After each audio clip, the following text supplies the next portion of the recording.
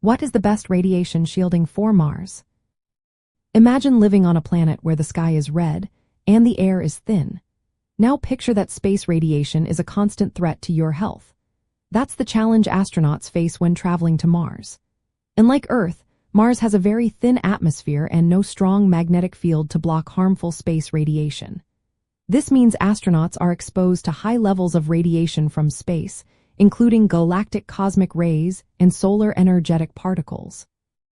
Protecting them is a top priority for future missions. So, what can be done to shield astronauts from this invisible danger? The key is to use materials that can block or absorb radiation. Passive shielding involves placing physical barriers between astronauts and radiation sources. Active shielding, which uses magnetic or electric fields to deflect particles, is still in development and not ready for Mars missions yet. Right now, passive shielding is the most practical option. Materials rich in hydrogen are especially good at stopping high-energy particles.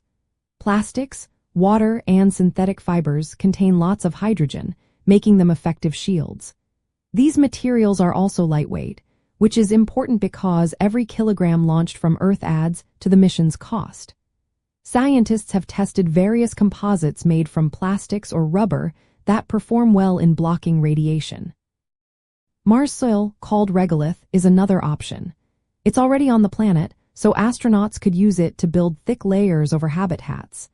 Studies show that a layer at least 2 meters deep could significantly reduce radiation exposure. But moving and piling up that much soil would take time and effort, which could be challenging during surface operations. It's a trade-off between safety and practicality.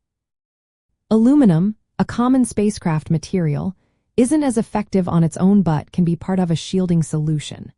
Combining regolith with lightweight hydrogen-rich materials creates hybrid shields that outperform aluminum alone. Some experiments have shown that mixing Martian soil with plastics or rubber can improve protection without adding too much weight. For future Mars missions, astronauts will likely use a combination of strategies. Habitats might be buried under regolith for basic protection, with additional layers of advanced materials brought from Earth or made on Mars. Water stored in tanks around living spaces can also serve as a shield since water absorbs radiation well. This dual-use approach makes sense because water is essential for life and can be used for both drinking and shielding.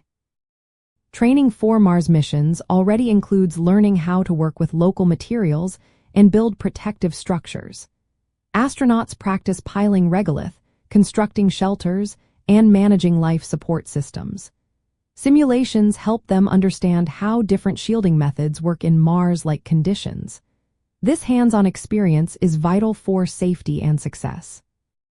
In the end, the best radiation shielding for Mars combines locally available materials like regolith with lightweight, hydrogen-rich substances.